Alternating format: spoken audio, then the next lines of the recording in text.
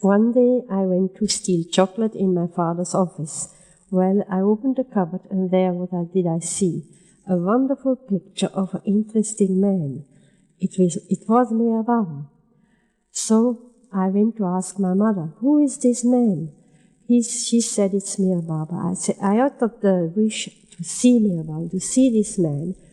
So Baba happened to come to Zurich just a short while afterwards.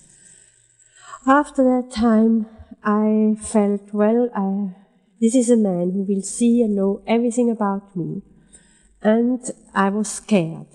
So Baba left again, saying that somebody was missing who should have had to meet him.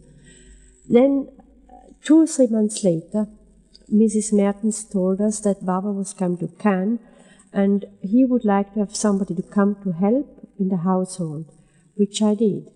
So I came to Cannes, and there I was meeting the first time Baba personally, which was a great joy and a shock at the same time. There I was staying in the house where the girls lived, in very strict seclusion. And in the other house were living the guests and the men. We were about 15 people, wearing sometimes. And as the cook fell out, I had to start to do the cooking in a hot kitchen, all with fuel stove and no electricity, nothing at all. But with Baba, things go well. Everything goes all right. And the time there was grand. It was with many upheavals in every way.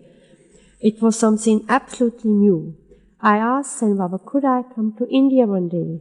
Which Baba and the girl said was very, very difficult. And it's very few Westerners will be able to stand in Baba's presence. So then, I gave up the hope.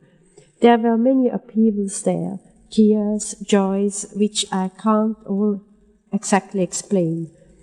We had just one thing, we had a wonderful time. All the work, the heat, everything didn't count. After a while, Baba left for Paris with the girls. I was a few days alone, which was making me realize how hard it was suddenly to stay again without Baba.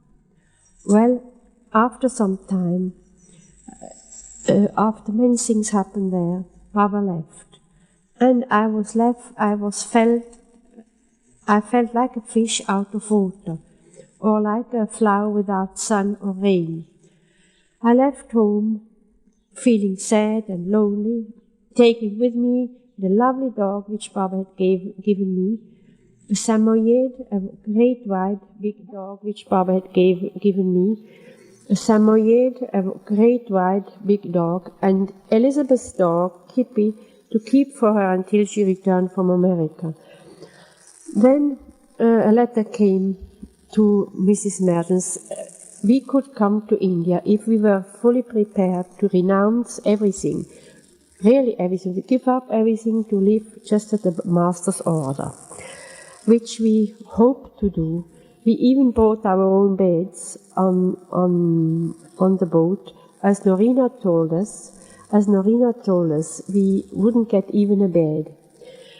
We sailed in the middle of April 1938, Norina Machabelli, Hedy Mertens, Helen Dahm, and myself. And it was a really memorable trip. It was hot in the Red Sea, it was monsoon time, and still the anxiety of coming near Baba was great. Well, I sent a cable to Baba asking him if I would really be fit, as I was full of doubts, not of Baba, but of my capability of joining such a great master like him.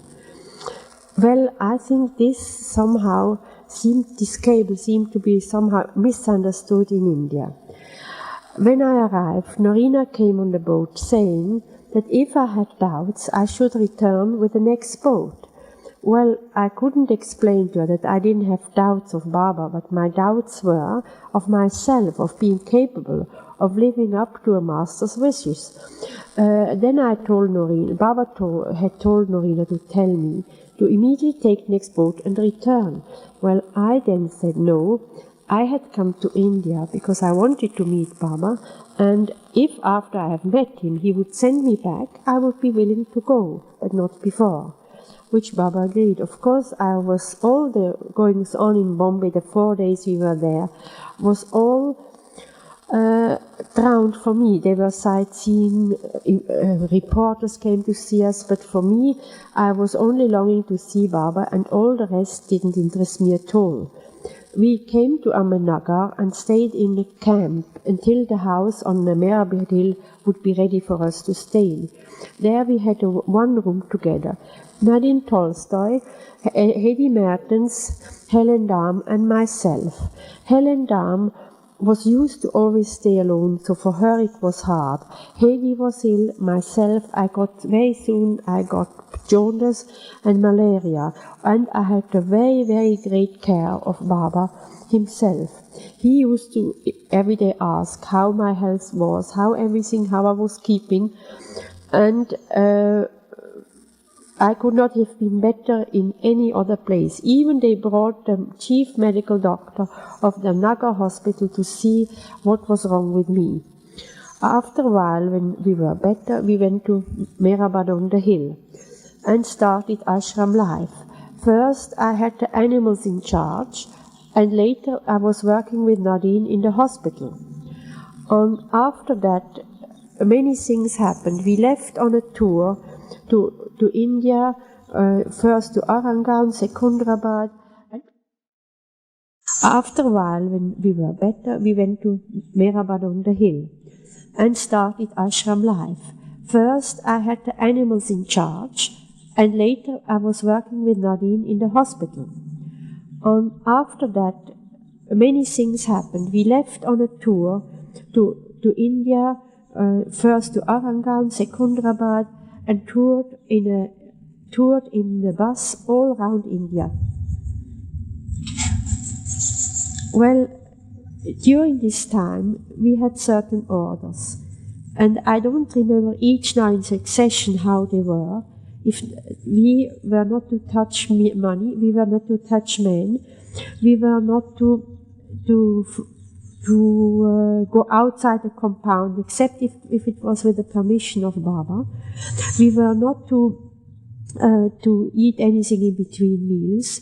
We kept our rules. Sometimes we had to meditate.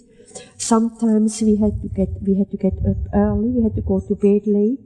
We had to try to keep our minds clear, not to have wrong thoughts, not to think bad of each other, which was very difficult, because Baba puts also up the worst part in us, that we can see where things have to be changed in our own selves. And after a time, things, although it was so happy, one was so happy to be with Meher Baba, but it was very hard too, because he would always put you in a position where you would be, it would always sort of be a test, whether you would live up to what Baba told you, or whether you would do what you own thought best, and that always came out wrong. After some time, after the tour, we saw many places. We had also hardships. I think Baba made these tours not only to show us India, but also because he wanted to be calm and poised in every situation that could possibly take place. For instance, arriving late in the evening on a small dark bungalow, and with no beds, no chairs, nothing. Not even proper toilet, practically no water, and to keep cheerful after a dusty long journey in a bus, halt over those bad roads, all bumping up and down, with meals which were all right, but sometimes got sour. But still, with Baba, you sort of didn't feel all that so much. Still, then the Mandali were too tired that they should take our bedding rolls down.